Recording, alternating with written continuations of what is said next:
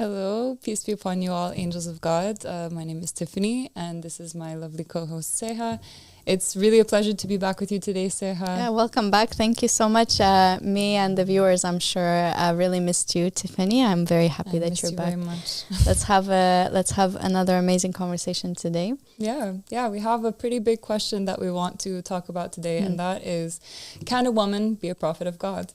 Yeah, it's true. And we're going to dive into that question, and we're going to, figure it out. And all of this is based on the teachings of Sadiq, from him is peace. He put out an episode on this very topic, and it is called Female Prophets and Messengers, and you can find it on the Mahdi Has Appeared YouTube channel. But yeah, without further ado, let's dive in. So there are different classifications. Maybe we should start with the question of what is a prophet? What does it mean to be a prophet? If we look into the different religions, we find different classifications of people who have this relationship or communication with God, right?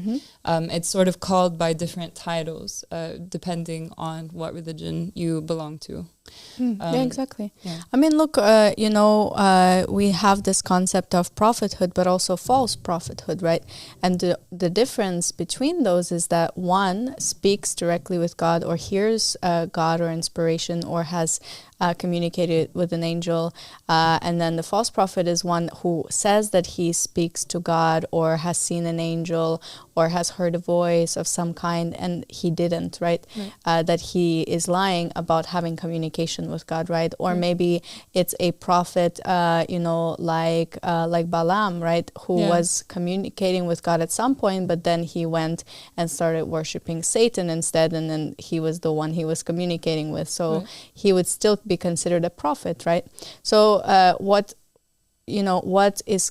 considers a prophet, right, is being able to communicate either, not directly with God, having that connection with God, and being able to receive messages from God, and there are various different ways that's described, right? We have prophets who they had dreams, and this was how they were communicated with by God. And then we also have examples of prophets who were visited by angels, and this is how they received the message of God. And then there are other stories of prophets who they had inspiration in their hearts, and this was from God. So we have different stories of how prophets received messages from God, and they're also able to interpret it correctly, right? Yes, because exactly. God speaks to many people through dreams, but it doesn't necessarily mean that they know that it comes from God, or even recognize or remember it, right? So a prophet is somebody who speaks to an angel and recognizes that it's an angel, and then obeys the command, who gets a dream from God and then recognizes that it's a dream from God and then follows it and obeys it, right? Like Abraham. And then whoever gets inspiration from God and knows that it's inspiration from God and then interprets it correctly and then follows and obeys the command from God. Yeah, exactly. I think that's a pretty good summary of the description of prophecy.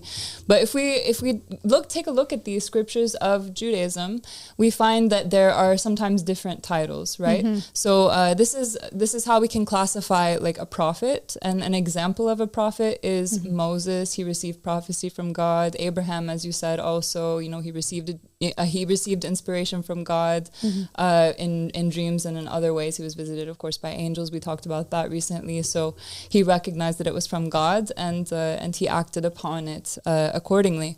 And then we also have another classification of a different type of prophet, and that is a priest. And an example of that is the successor of Moses, his brother Aaron. Aaron would be an example of a priest. And there are many others mentioned as well. And, according to the Old Testament, this term Christ, which is something that I think that a lot of Christians, especially they don't really know what Christ means, because Christ means the anointed one. And if you actually go back to this sort of anointing in the Old Testament, especially the records of the Old Testament, you'll see that the prophets and also the priests, they were both anointed by God into office, right? Yeah. So an anointing was like a sign of that you are a servant of God and that you're obeying God and that you are basically an authority that is appointed by God, right? Yes, absolutely. So both prophets of that time and the priests, they were anointed. Of it. I mean, we can even mention that, for example, when when the king is, put into office, the king of England, he is also anointed. So it's something that even occurs in the modern day world when it comes to the succession of leaders. It is considered this sort of crowning of the next authority. Yeah, exactly. Yeah. So now there's a prophet, there's a priest, there's also something that's called a judge. And judges, they were this was a title that was given to the divinely appointed leaders in after the death of Joshua, and then up until Samuel. Yeah, Samuel, right? Samuel, he was still a prophet, but he was also considered. He was considered a prophet, a judge, and a priest. But exactly. And then he was the one that the people said, we want a king, we want a monarch, right? Yes, so then he's the one who was the judge of that time, the prophet, and the majority. I think the majority of the judges were also prophets, right, and prophetesses. Right. So then they had this term, this label of prophet, because he had the ability to speak directly to God and communicate with God, but also it was like the king of that time. Exactly. Because he would protect the people from their enemies and lead them into battles, but also govern them and give them laws, and also judge the affairs between the people. So it's basically like another title of king of that time, judges. Yeah, absolutely. Yeah. So that was like the highest rank you could achieve in that period of judges, when they were the judges presiding over Israel. But then directly after this period, we find the period of the kings. Initially it's Saul, and then David, and then Solomon. So this is another form, and you mentioned this anointing ceremony. It's something that's mentioned specifically with these characters. They are anointed and they are given authority, and they also rule over the people as the king, the kings of Israel. So yes, these are sort of the four classifications that we find in the scriptures of Judaism. Yeah. If we move into the New Testament, we find a few more added to the list, right? We find that there's also the role of apostle. Apostle is it's not a messenger that is communicating directly with God, but rather there were apostles or messengers sent forward by Jesus, and this is considered to be sort of another type of messenger in Christianity, in the religion of Christianity. Yeah, I mean, the Christianity, they also consider, they consider and take all of the Old Testament prophets and judges and stuff. So they still believe there are terms called the prophet, priest, judge, and king, and also the Messiah, of course, which is Jesus, right?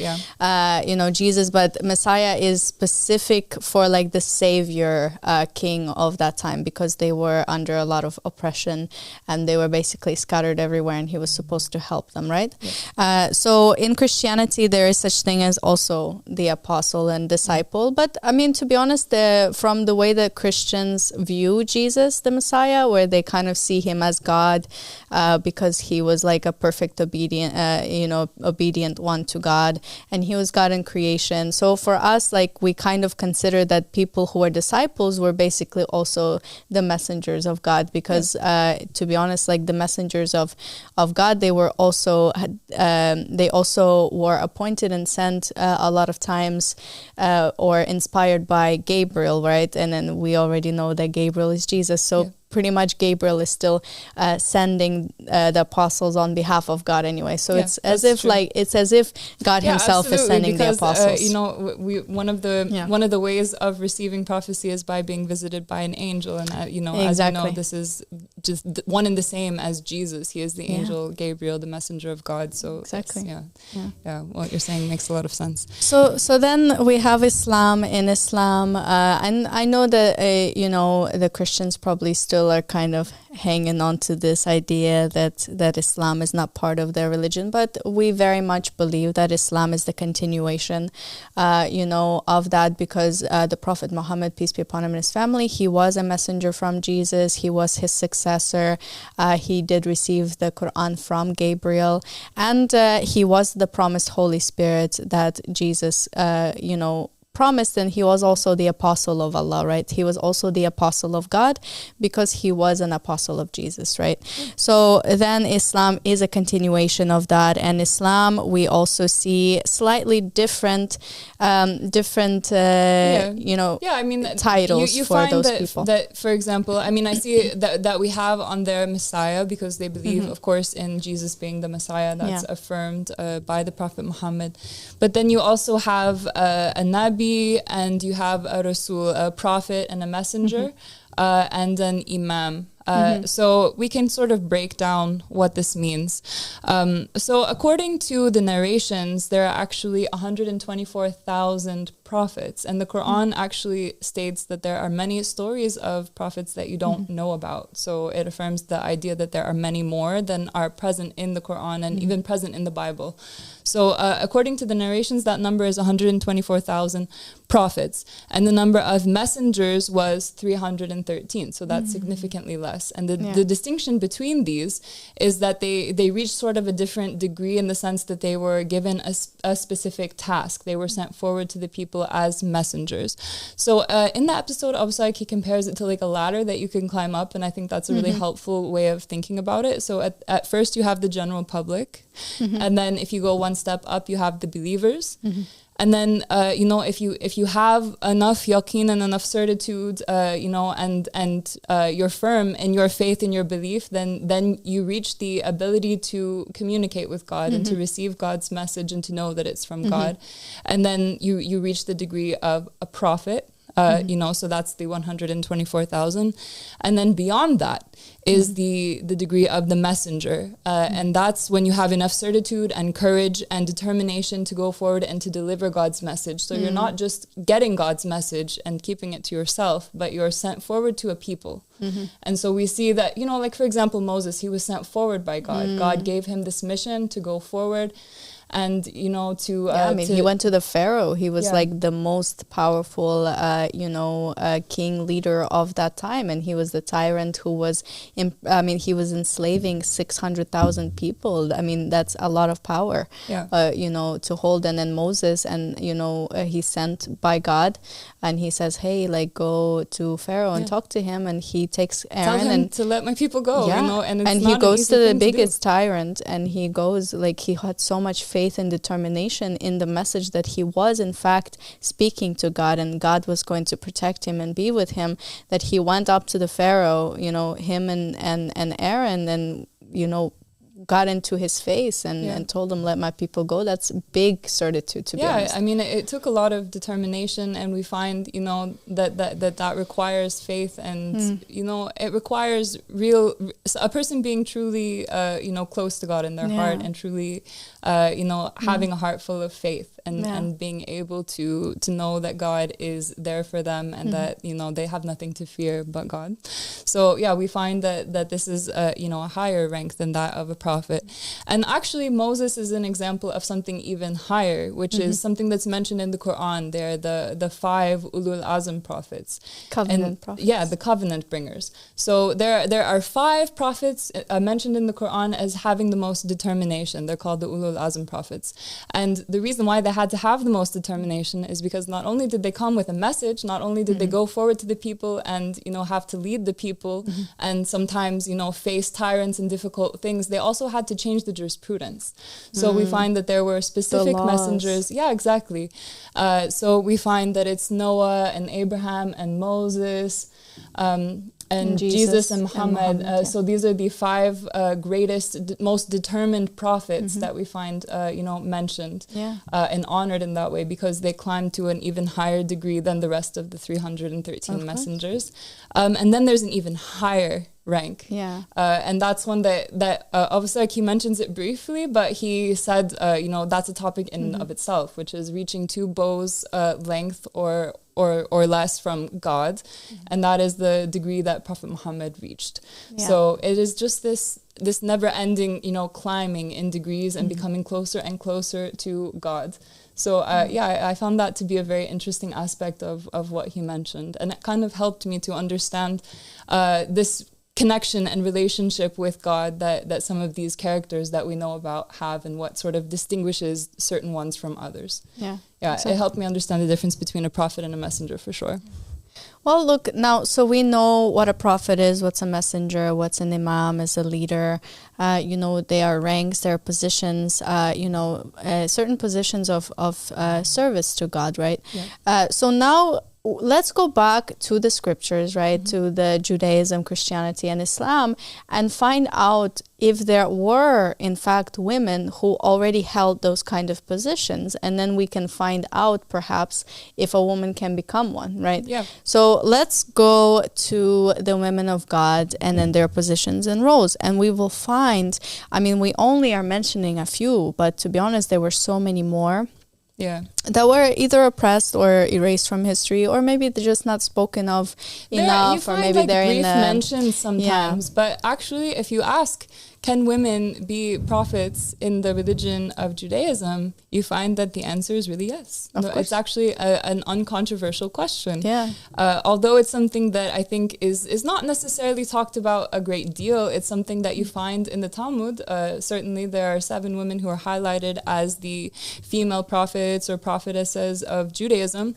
And if you look up on the screen, we actually have a list of those 7, and they include Sarah, the wife of Abraham, Miriam, the sister of Moses, Deborah, a female judge, Hannah, the mother of Samuel, Abigail, the wife of David, Huldah, a prophetess in the time of King Josiah, and Esther. And these are just a few. There are others who are mentioned and referenced briefly. For example, the wife of Isaiah is mentioned as being a prophetess, and there are some other mentions here and there. But as you said, their stories are not necessarily highlighted as much, maybe reflecting, sort of that. Something that has been prevalent throughout history, which is that women's stories sometimes don't end up being recorded as much. But certainly we find that their stories are there, and that their role and their relationship with God is affirmed. And actually, the example of Miriam, she's mentioned specifically by the title of prophetess in the Old Testament. In the book of Exodus.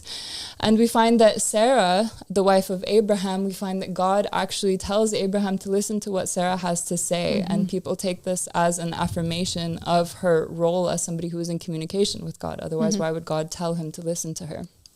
So it's interesting.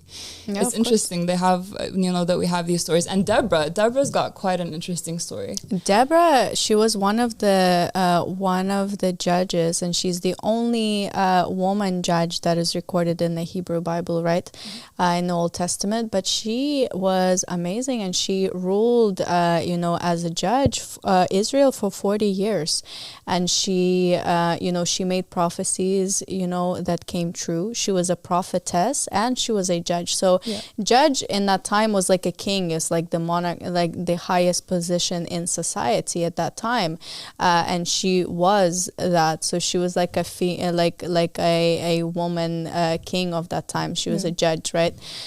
So she held a very high position for a very long time. She was very respected, and it wasn't like something that was crazy in the time of Israel, right? Because she was in power for 40 years, right? So and she went to she was actually in charge of giving orders to men, which is something that is interesting about her story. She went to a male commander whose name was Barak, and she told him that he has to go forward and to fight. And interestingly, he actually tells her that he'll only do it if she, accompanies him. And that's sort of an interesting element of the story. And because his trust in God alone wasn't enough, she said, okay, we're going to be victorious, like God promised, but it's not going to be at your hands. And that's sort of another story in and of itself. Yeah, and then she says that actually it's going to be a woman who, and then the woman actually kills the general of the enemy army. So that's a cool really story. Amazing. Yeah. Deborah is amazing. She's definitely one of my favorites, but she was a prophet and she was a judge, which is, in of itself is really amazing. And then, also the story of Hannah is good, and Abigail. They were all really amazing women. yeah, so And let's Huldah too. Huldah Huldah's an too. interesting Huldah one. was amazing because king of Judah, Josiah, he was a righteous king, and actually because he listened to Huldah, right? So they found basically a book of the law when they were, I think, renovating the temple, and they found this book of the law, and he was concerned about things that he found in there because they were in his kingdom. They were condemning for the kingdom, right? Yeah, because they were breaking them. They were breaking the law of God, and they were worshipping idols. Exactly, so he goes, because Jeremiah was actually also alive at that time. But instead of at that time going to Jeremiah, he actually went to Huldah because I guess he respected her as a prophetess, right? She lived in Jerusalem. He went to her. He had this text sent to her, the scroll sent to her, so that she could interpret whether God was upset or not.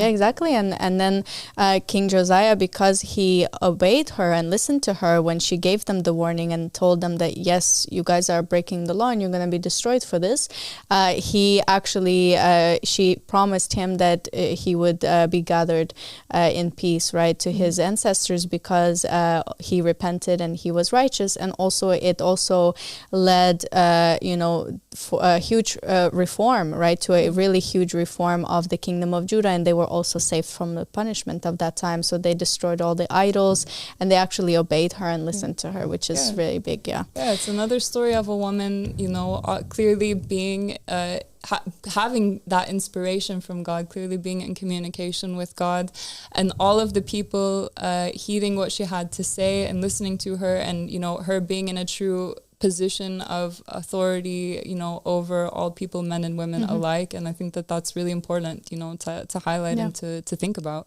Of course. And then look, in Christianity, I know in Judaism, they don't really believe in Jesus or Mary, but they do believe in her in Christianity. And Mary, mother of Jesus, of course, she's one of the biggest ones. And she was clearly a prophetess. She was able to communicate with the angel Gabriel. She knew it was him. She obeyed the voice of the angel. She had certitude that he did come from God, even though like her whole village and the entire planet, it seemed, turned on her, because of they were thinking that she was impure, did something wrong, and she still believed a very heavy message to her. Exactly. And there's also stories, in other narrations that said that while she was giving birth, God inspired her that's in the to Quran. shake. In the Quran, I mean, we can jump ahead and sort of mention that Mary is extremely honored in the religion of Islam. And actually, there's an entire surah dedicated to Mary, Surah Maryam. And that's really significant. There's no other woman, not even the mother of the Prophet Muhammad, has a surah dedicated to her. So Mary is considered to be an extremely high and holy figure in the religion of Islam. And in the Quran, it's said that God tells her to shake the date tree or the palm tree, so that the dates fall while she's giving birth. So she's clearly receiving communication from God in different periods of her life. Yeah, exactly. And also there's another story that says that while she was in the temple, because she was actually a baby that was dedicated to the service of God in the temple, right? And as she was in the temple, whenever the priest would come in the temple, he would find her having food, and he's like, where did you get this food? And she's like, an angel brought it to me. So she was very much a prophetess. Exactly. Everybody knows that. Everybody who knows any of the stories about her. Yeah, if a prophet is somebody who receives communication with God, then certainly she's ticking that box. Yeah. She's definitely, considered to be a prophetess, whether she's titled as such or not. This is what a prophetess is. Yeah. So, we would have to consider her within Judaism, Christianity, and Islam as a prophetess, for sure. Of course, yeah. And this is another one of the proofs that Islam, and Christianity are so closely connected, at least the Christianity of Jesus, right?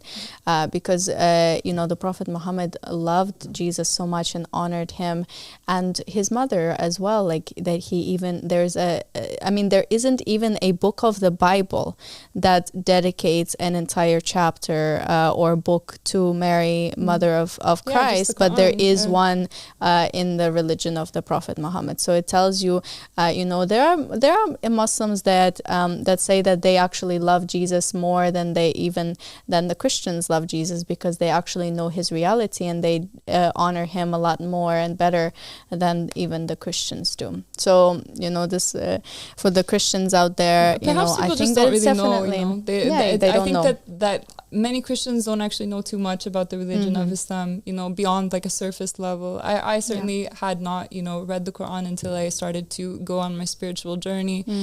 So many people who are not, you know, seeking, you know, the truth, they're not actually reading the scriptures of other religions, and so they probably actually don't know that there's an entire surah dedicated to Mary. But as a Christian, it's very significant, particularly as a Catholic, because Mary is considered to be extremely holy and important, and she's actually a great intercessor. You know, you pray to Mary in order to intercede on your behalf in the religion of Catholicism. So yeah, I think that the station of Mary within Islam really makes a lot of sense to me as a former Catholic.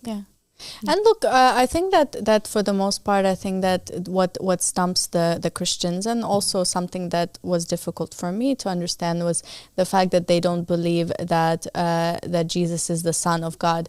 But the thing is that we just believe in things about God that are just above and beyond description and physical body, right? So the ultimate God, he's beyond anything. For sure, he's not in the physical realm giving, you know, making and procreating children. But you know, it also says in the narrations of Islam that all of creation are the children of God, and it's you know, everything, every single person and creature who's a male is a son of God. So this is what we really believe, because this is what is in Islam. It's in the narrations.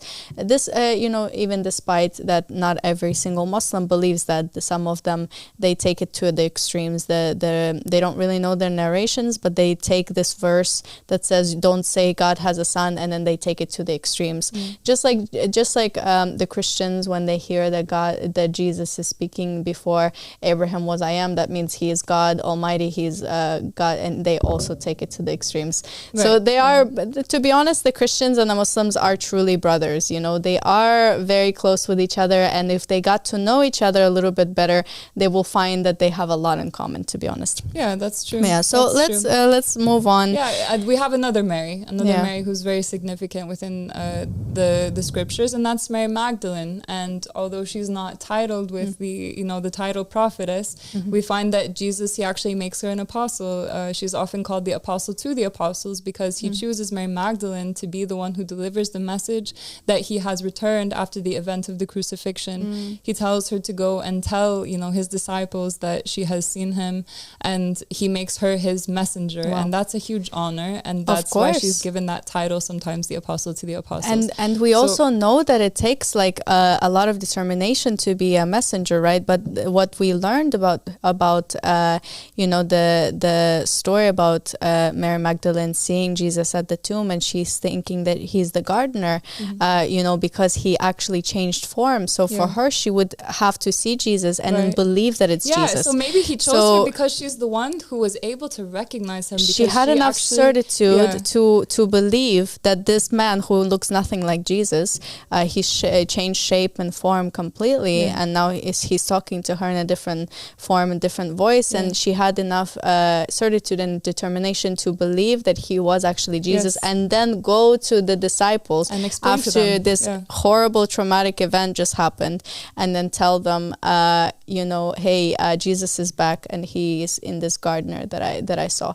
Which for me, this is I mean, it takes a lot of determination. It shows her faith. It shows her faith, you know, and she had the utmost faith, and she was really important in the ministry of Jesus. And she's one of those people who's mentioned even early on as being a supporter of his ministry from her own means. So, you know, I like that these stories are highlighted in the scriptures of Christianity. It shows that women are they're considered prophets. They're considered able to receive messages from God, and they're also considered leaders. They're considered, you know, they're not really given a different qualification as from the men. They're actually sort of seen as contemporaries of the men. You know, I don't think that Mary Magdalene could then be seen as less than the 12 disciples who were male, because Jesus chose her instead of his male disciples to appear to first and to deliver the message to them. So I think that it just goes to show that, with God, women have this high station and women are actually capable of reaching high ranks and degrees, even though people who are not sent by God, the non-working scholars, the people who have sort of hijacked religion, they don't tell you that message. They don't tell you that God allows women in these leadership roles and that he values women the same as he does men. So I think that these stories are important to think about and to highlight because they show us how within true religions of God, women are regarded. Exactly. Yeah. So we also look in the New Testament, in the Gospels, that when the disciples said something to Jesus that perhaps nobody told them, and they make a comment to him, right? They answer a question a certain way, and he says, blessed are you because flesh and blood did not reveal this to you, but it was revealed to you from the heavens. So they received the revelation from God, and they said it out loud, and Jesus praised them because they actually heard it from God. So even the apostles, some of them were, if not all of them, were prophets, right? Yeah. And there are Gnostic scriptures that actually, like Pistis Sophia, for example, where Jesus is speaking to the disciples and both of the Marys and also the other women, right? And Mary Magdalene and also Mary, mother of Jesus, they are asking questions and interpreting the verses and psalms that are actually inspiration from God. So you see that they are both prophetesses from the Gnostic scriptures. So personally, from what I've seen from, anytime that you get a revelation or some kind of insight that isn't really revealed by a person, by flesh and blood, then it means that it was revealed to you somehow from the heavens, right? And from the heavens means from God. It's interesting to note that these Gnostic Gospels give us even more insights into what was going on, and even Mary Magdalene is spoken about so highly in the Gnostic Gospels. You find many that are praising her and calling her, praising her faith and calling her to be, the highest ranking disciple of Jesus and the one who understood his message the most clearly. So she was clearly special. And we have actually a couple more quick mentions. I mean, I won't read out the verses, but we can just briefly mention them. There are verses in the New Testament that mention other female prophets. There's in the Gospel of Luke, there's a mention of a prophetess named Anna, and it's actually at the time when Jesus is presented at the temple. I'm sure you know the story. Jesus is presented at the temple, and he meets an old man named Simeon who's been waiting for him to be born, and he gives a prophecy to Mary, sort of an unnerving prophecy to Mary, and then it goes on to mention that there was also a prophet Anna, a female prophet, daughter of Penuel, and she was from the tribe of Asher, and she was an old woman who was also able to meet Jesus when he was presented at the temple. So that's just sort of a mention in passing. She's not, a character that a lot of detail is given about, but it just goes to show that there were definitely female prophets. But to be honest, because there are billions and billions of people who have ever lived and now live on the earth, and there's only 124,000 prophets on the planet, female and male, it should be a big deal. It's really sad that this woman, she was a prophet, one of the very few compared to the vast compared to how many people number have lived. Of course, to the vast number of people on the planet, and there's 124,000 only. They should be at the forefront of the scripture. Everybody should be talking about them and about their scripture, and everybody should be reading the Gnostic scriptures from every single prophet that ever existed, because it's such a huge deal that it's a person who communicates with God and interprets the revelation correctly. For anybody who's a believer in God and wants and thirsts for communication with God on this planet, they should be jumping at the opportunity to know about a prophet or to know their words or their teachings, right? Because they come from God. So for me, it's extremely sad that there are so many prophetesses. Just because they're women, nobody really knows about them. For me, this is very sad, that, especially of the only a very small number of prophets that ever existed, we should be, celebrating them as celebrities, not like, Beyonce and somebody who is not a prophet of God. For me as a believer, like, I don't even understand like why we're not like talking about them all the time. Like, how is it that we don't know Anna? I mean, we don't know too much about Anna. I mean, and there's very little to know from the Bible that we have between our hands. And if you want to know more about figures like that, sometimes you end up searching into the apocryphal texts, because you actually do find more in these books that were not included in the biblical canon. Like we mentioned, I mean, there's just a treasure trove of information about Mary Magdalene in the books that are not within the Bible. You find actually a lot less about her inside of the Bible, but you do find indications as to, her rank and how important she was and the role that she played. But there's much more to know in these other texts. And certainly we have to go searching in order to find this information. And the stories of women have been recorded a lot less, and certainly emphasized a lot less by the leaders of religion, because even as a Christian, there's not a lot of place for women in leadership roles. Even today, it's something that I always noticed growing up. I always wondered why women cannot, why women are not sort of given the opportunity to lead the people. But I think that goes back to exactly. It goes back to corruption of leadership and the fact that it's not being led by the man from God. So that has led to sort of a distortion of the message, particularly when it comes to the role of women.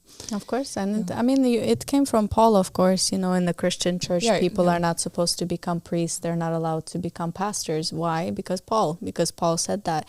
Even though Jesus wasn't above sending a woman as a messenger to teach and to tell the disciples and actually make her one of the disciples, and Mary his mother and other women who were also part of his ministry, who were also preaching the gospel and supporting the gospel with their money and with their wealth, right? But now because Paul came and said, hey, I heard this voice, and he told me to change everything, and then also women, be quiet and you're not allowed to preach. Like for me, this doesn't make any sense. It was more reflective of the culture, but like the religion of God has typically always been counterculture. It always went against the mainstream society. Like the Prophet Muhammad, he came and he told the slave women, cover your chest and said, stop bearing your babies. Stop bearing your babies. Actually, you can't have unlimited amounts of wives that you just dump on the street and not take care of them. Actually, if you want to have a wife,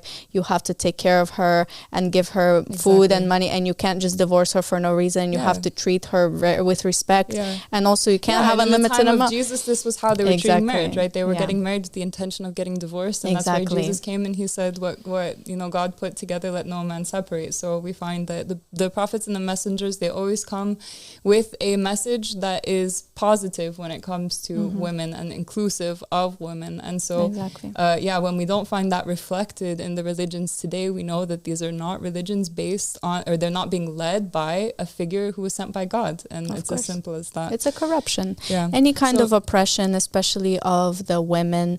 You can't call yourself a Muslim if you are oppressing your wife, or if you are, judging her, or you are the best to your families, or best to your wives. So, and look, it even says, that paradise, a man's paradise, is at the feet of his mother. And imagine, like, if you treat your wife poorly, and then you have a son, and then your son sees how you treat your wife, and then he treats her like that, and he goes to hellfire because his paradise is in how he treats his mother. So there's a lot of damage that's happening in society right now, just for the mere fact that they're mistreating the women.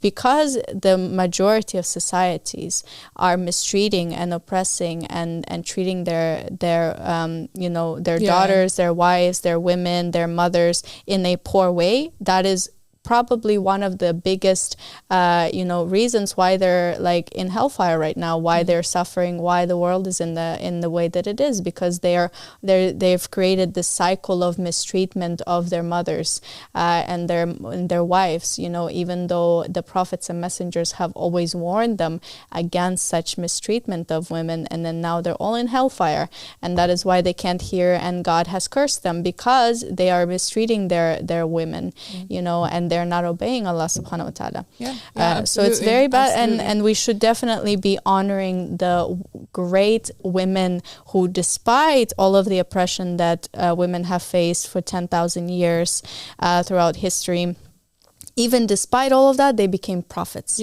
and they became messengers, and they became judges. They became, in God willing, in the future, God in creation as well. Their stories are extremely inspiring. I mean, I won't go too much into it, and actually there's nothing much to go into it, but there's a mention of a man named Philip the Evangelist in the 21st chapter of the book of Acts, and it said that he had 4 daughters who prophesied. So there again is just a brief mention of a female prophecy.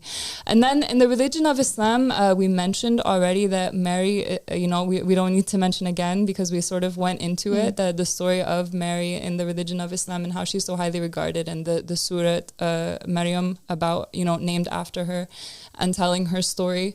And we also have the mother of Moses. She's mentioned in the religion of Islam as being very special, and she goes by the name Lucha in the religion of Islam, but in the religion of Judaism and Christianity, she's named Jochebed. So her story is incredible. Oh, I love her. She's amazing. She did something so difficult, which is she received revelation from God that her son would be safe in this basket. She places him in the basket in the Nile River, and she trusts that God is going to protect him because they're killing all of the male babies. So she knows that, his life, she needs to try and spare his life, and she receives prophecy from God that, she should do that, and then she actually does it. And I mean, that's just incredible. For me, it reminded me so much of the story of Abraham and how he was also given revelation from God, and he, put his child's life at risk because of God's command. And look, it was an incredibly important story in religion because this is the mother of Moses, and we know that Moses was an extremely important figure in the religions of Judaism, Christianity, and Islam. Of course. I mean, Moses, he's one of the, he's actually one of the Mahdis. So look at the high rank that he received, simply because his mother was a righteous woman who interpreted the revelation from God and, correctly, and she trusted in God, and then put him in a basket in the Nile River, and then God saved his life for something that's really amazing, that he's now, even after the rank of the Imam, after the Prophet Muhammad, who is God in creation, right? He reached such a high rank, and even a higher rank than Gabriel. And then after him, his successors are the Imams, and then after them are Mahdis, and then he's one of the Mahdis because, trusting, even God, for 1 second, and trusting God is always rewarded. These stories forward, their roles in these stories, because they were receiving messages from God, their roles as prophetesses, they push these stories forward. Mary, she was an extremely important figure. Jochebed, she was an extremely important figure. Fatima Zahra, oh my gosh, she is like, I feel she deserves an entire episode unto herself. She is an extremely important woman, and she's actually a woman, that the narrations, they say that she's basically at a higher degree than almost all of, creation. She is extremely holy, and she is the only descendant of Prophet Muhammad, and is through her that the Imams came. She is the one who continued the lineage of the Prophet Muhammad, and that's significant because it was not a male heir of Prophet Muhammad, right? It was a female, and her and Imam Ali, their progeny were the the imams, who are the infallible, the inherently infallible guides of humanity. So, I mean, she's extremely, extremely important. And according to the narrations, they say that the Ahlul Bayt, they say that we are proof upon creation and Fatima is a proof upon us. So, I mean, I think that there's much more that we can go into about her. And she's actually the sole mother of the Prophet Muhammad. And the Prophet Muhammad is the best of all creation. He's, I think we already covered it, right? I don't think we did, but we'll give the viewers a little bit of a hint. But yeah, so basically the Prophet Muhammad, he became so high that he was above Gabriel, and he received the title of God in creation. And, he started sending forward messengers on behalf of God at this point, right? And she's actually in the soul world, she is his mother. So actually the hujjah, the proof above all the proofs, is actually a woman. Yeah, it's incredible, and it is our religion that is bringing this back. And I want to just close the episode with a quote, if we can, from Abu Sadiq, from him his peace, where he says that God does not look at the bodies, but he looks at the souls, and the potential is open for all mankind based on their sincerity to reach through and go to the highest ranks that they can achieve. So the door is open to women and men alike, and God does not distinguish based on gender, and he is bringing back that truth, and he is returning to women the rights, that they should have had all along. And he is telling women, that you are welcome, and the doors to God and to knowing God and to becoming close to God are wide open for you. And it's very important to me. So to answer the question, can a woman become a prophet? Women have become prophets in the past, and you can become a prophet as a woman now, and even higher than that. So God bless you all. I hope that we gave you a lot to think about. God bless you. Thank you so much for watching. Thank you, and we'll see you again tomorrow.